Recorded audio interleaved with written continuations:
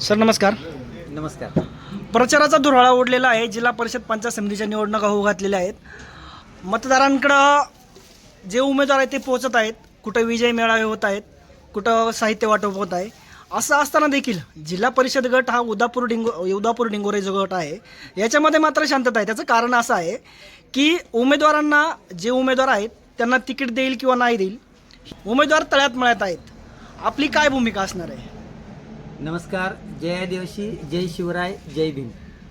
खरं तर डिंगोरे उदापूर जिल्हा परिषद गटामध्ये जे जिल्हा परिषदेला महिला आरक्षण पडलेलं आहे. तांबे बारव गट असेल, डिंगोरे उदापूर जिल्हा परिषद गट असेल, सगळीकडे महिला आरक्षण पडलेलं आहे. परंतु डिंगोरे उदापूर जिल्हा परिषद गटामध्ये जे इच्छुक उमेदवार आहेत ते इच्छुक उमेदवार हे सगळे वेल एज्युकेटेड आहेत असं मला वाटतं. कारण असं आहे त्याचं की सगळीकडे रणधुमाळी चालू आहे. परंतु डिंगोरे उदापूर जिल्हा परिषद गटामध्ये मात्र काही उमेदवार हे प्रत्यक्ष गाठीभेटी घेत आहेत. त्यामध्ये मी प्राध्यापक शंकर घोडे आणि माझी पत्नी सौ अनिता शंकर घोडे या जिल्हा परिषद डिंगोरे उदापूर गटातून इच्छुक आहेत. त्या सावित्रीबाई फुले आदर्श शिक्षिका पुरस्कार प्राप्त आहेत. तसेच महाराष्ट्र राज्य उपक्रमशील शिक्षिका पुरस्कार प्राप्त आहेत. महिला बचत गटांच्या माध्यमातून लोकांना मदत करणं, तसेच महिलांचे छोटे छोटे मेळावे घेणं, त्यांना मार्गदर्शन करणं, आरोग्याविषयक त्यांना मार्गदर्शन करणं यामध्ये त्या अग्रस्थानी आहेत आणि भाग घेतात. मला असं वाटतं की डिंगोरे उदापूर जिल्हा परिषद गटामध्ये जे जे इच्छुक उमेदवार आहेत त्या इच्छुक उमेदवारांपैकी आम्ही इच्छुक आहोत आणि आमच्यापुढं काहीतरी व्हिजन आहे. मी स्वतः प्राध्यापक आहे. खरं तर ही जागा डिंगोरे उदापूर जिल्हा परिषद गटाची जागा पुरुषासाठी म्हणजे सर्वसाधारणसाठी खरं सुटायला पाहिजे होती, परंतु महिलेला सुटली. परंतु मी माझ्या पत्नीच्या माध्यमातून या डिंगोरे उदापूर जिल्हा परिषद गटाचा विकास कसा होईल या उद्देशानं आम्ही या निवडणुकीमध्ये उतरत आहोत. तुम्ही व्हिजनचं सांगत आहात, परंतु काय म्हणजे काय व्हिजन घेऊन तुम्ही या निवडणुकांमध्ये उतरत आहात? गुडेसाहेब, खरं सांगायचं म्हणजे की या डिंगोरे उदापूर जिल्हा परिषद गटामध्ये जवळजवळ 50 ते 65% आदिवासी क्षेत्र आहे. आदिवासी क्षेत्राची इतकी दयनीय अवस्था आहे की ते बघितल्यानंतर अक्षरशः डोळ्यात अश्रू येतात. माझा कोपरे मांडवी भाग असेल, अक्षरशः जर पाणी भरण्यासाठी एखादी महिला रात्री 3-4 वाजता गेली तर दुसऱ्या दिवशीच ती पाणी भरून येते, इतकी वाईट अवस्था आहे. म्हणून माझा पहिली प्रायोरिटी असणार आहे की कोपरे मांडवे जांभुळशी मुथाळणी या भागामध्ये पाण्याची व्यवस्था करणे. जोपर्यंत पाणी त्या ठिकाणी पाण्याचं स्रोत उपलब्ध होत नाही तोपर्यंत आम्ही स्वस्थ बसणार नाही. जर मला या उमेदवारीच्या माध्यमातून संधी मिळाली तर 100% पाणी प्रश्न सोडवल्याशिवाय मी स्वस्थ बसणार नाही असं आपल्या माध्यमातून सांगतो. दुसरा मुद्दा असा आहे, फक्त कोपरे मांडवे भागात पाण्याची व्यवस्था नाही असं नाही, तर इकडे तळेरान असेल, इकडे सितेवाडी असेल, इकडे जोशीची वाडी असेल, इकडे खुबी करंजाळा असेल किंवा या भागांमध्ये सुद्धा पाण्याची व्यवस्था नाही आहे. जोपर्यंत या भागातील पाण्याची व्यवस्था असेल, रोजगाराची व्यवस्था असेल, तसेच शिक्षणाची व्यवस्था असेल. साहेब, शिक्षणामध्ये असं आहे की ज्या शाळा आहेत त्या शाळा अत्यंत खराब अवस्थेमध्ये आहेत. त्या खराब अवस्थेमध्ये असल्यामुळं पडझड झालेली आहे. या शाळांच्या इमारती कशा चांगल्या होतील, डिजिटल व्यवस्था कशी त्या ठिकाणी तयार होईल, हे माझ्यापुढे दृष्टिकोन आहे. तसेच रस्ते, ग्रामीण भागामध्ये या भागामध्ये जाणारे जे रस्ते आहेत, एकच गाडी त्या रस्त्याने जाईल इतके निमुळते रस्ते आहेत. जो त्या रस्त्यांमधून कमीत कमी 2 गाड्या गेल्या पाहिजे. त्या 2 गाड्या जाण्यासाठी त्या पद्धतीचे रस्ते बनवण्यासाठी सार्वजनिक बांधकाम विभागाकडे पाठपुरावा करणं, त्याच्यासाठी प्रयत्न करणं हे आमचं ध्येय असणार आहे. आपण रस्त्याचा विषय काढला. आपण आता मध्ये एक आंदोलन केलं होतं, ते यशस्वी देखील झालं. त्या ठिकाणी रस्ता चालू आहे.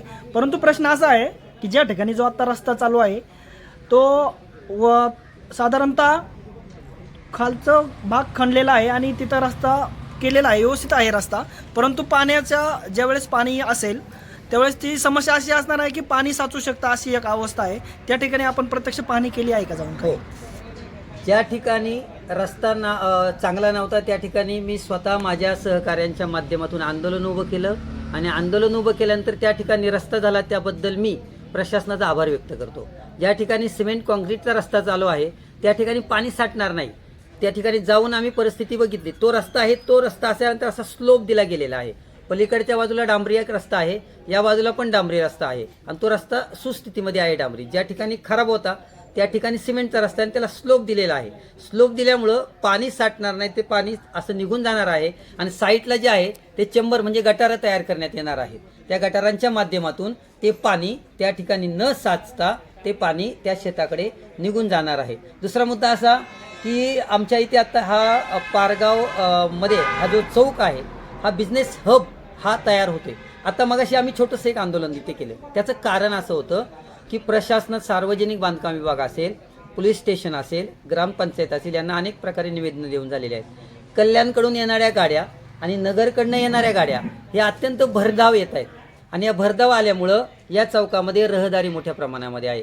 शाळेकर मुलं जाणारी असतात, बाजार करणारी लोक असतात, वृद्ध महिला, वृद्ध बंधू भगिनी या ठिकाणी जात असतात आणि जात असताना त्यांना तो रस्ता क्रॉस करताना जीव मुठीत घेऊन जावं लागतो.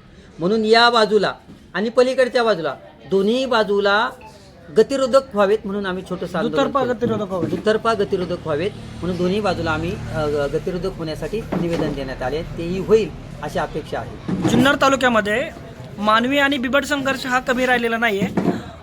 आपल्या या गटामध्ये शेतकरी वर्ग बऱ्याच मोठ्या प्रमाणामध्ये आहे. या ठिकाणी जी लाईटची व्यवस्था असते ती संध्याकाळी दिली जाते 3 पेजची, परंतु या ऊसाला पाणी भरणं असेल किंवा बाकी शेताला पाणी भरणं असेल, यावेळेला जी लाईट दिली जाते रात्रीच्या वेळी ती खरं तर दिवसा देणं गरजेचं आहे. लाईटचा प्रश्न देखील गंभीर आहे आपल्या गटामध्ये. यासाठी आपण काय प्रयत्न कराल? 100% हा लाईटचा प्रश्न सोडवण्यासाठी तेथील असणारा लोकप्रतिनिधी सर्वात जास्त जबाबदार आहे. लोकप्रतिनिधी जर सतर्क असेल ना तर ह्या अशा समस्या उद्भवणार नाही. त्या लोकप्रतिनिधीनं लाईट असेल, प्रशासकीय कार्यालय असतील, त्याच्यानंतर ज्या छोटे छोटे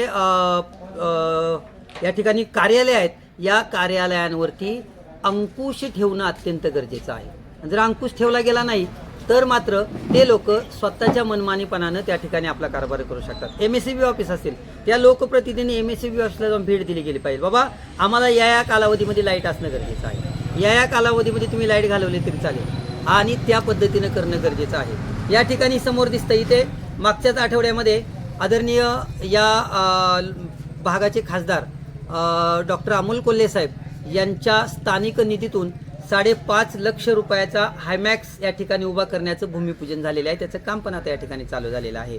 म्हणजे सांगण्याचं तात्पर्य काय आहे की आपण पाठपुरावा करतोय, परंतु पाठपुरावा करत असताना आपल्याला काही मर्यादा पडत आहेत. या मर्यादा पडू नये म्हणून आपल्याला काहीतरी लोकप्रतिनिधी होऊन या भागाचा विकास करायचा आहे आणि या भागाचा विकास करण्यासाठी आपण येतो. ग्रामीण भागातील विशेषतः जे मजूर वर्ग आहे तो बनकर फाट्यावर मोठ्या प्रमाणामध्ये जातो. अनेक अपघात देखील घडलेले आहे, ज्यामध्ये कुटुंबातील काही व्यक्तींना आपला प्राण देखील गमावावा लागलेला आहे. अशा परिस्थितीमध्ये ही बेरोजगारी समस्या कमी करण्यासाठी किंवा जे मयत व्यक्ती आहेत त्यांचं जर कुटुंबाचं पालनपोषण करणारा व्यक्ती जर हरवला तर त्यांचं पालनपोषण करण्यासाठी घरामध्ये कुणी राहत नाही. यासाठी काय प्रयत्न करणार आपण? अत्यंत चांगला आणि भावनिक प्रश्न आहे.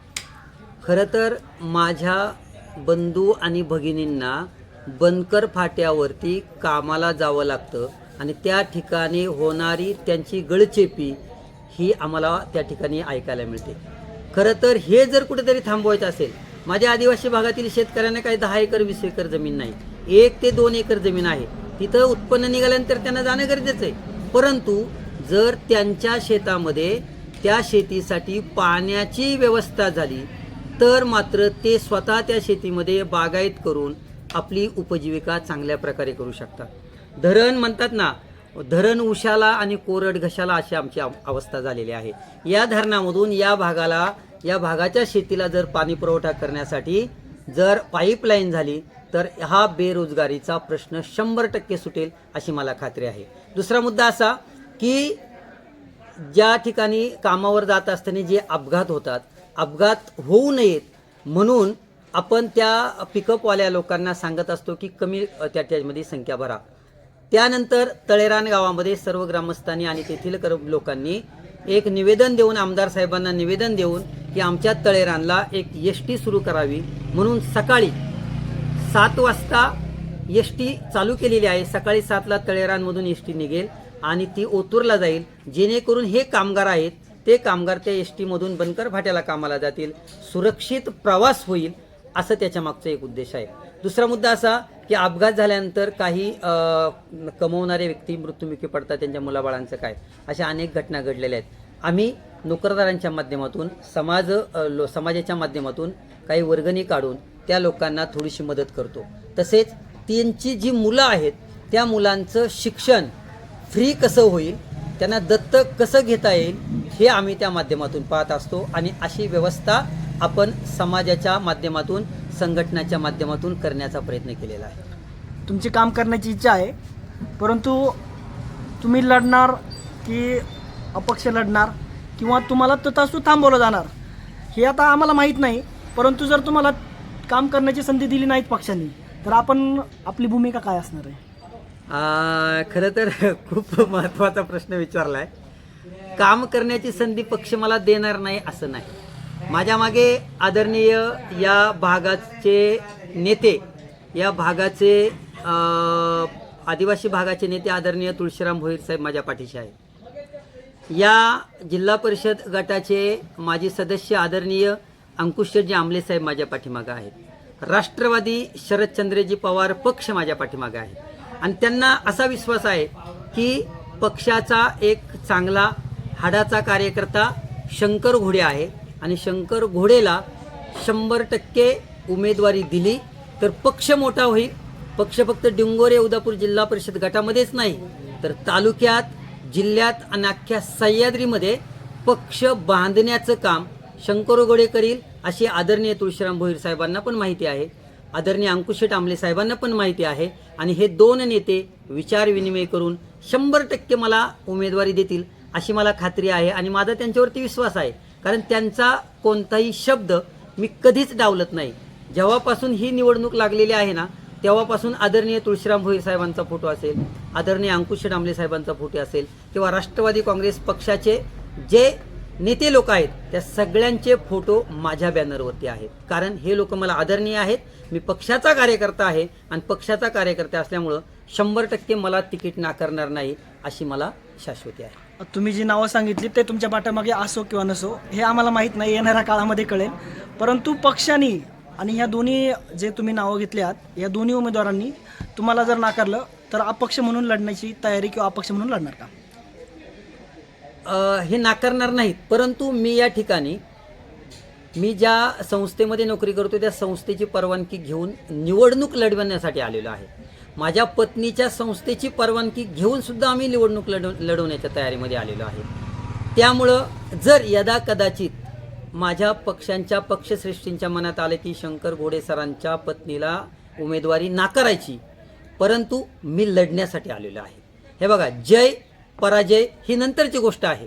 जनमत माझ्या बाजूने आहे हे सगळ्या लोकांना माहिती आहे. कारण आंदोलन असेल शंकर घोडे आहे, मोर्चे असेल शंकर घोडे आहे, उपोषण असेल शंकर घोडे आहे, प्रत्येकाच्या मदतीला शंकर घोडे आहे, दसक्रिया असो, लग्न असो, प्रत्येकाच्या सुखदुःखामध्ये शंकर घोडे या ठिकाणी आहे. आणि मी इथला भूमिपुत्र आहे. माझं वास्तव्य इथं आहे. माझी भावकी गावकी सगळं इथं आहे. सगळं माझ्या पाठीमागं आहे.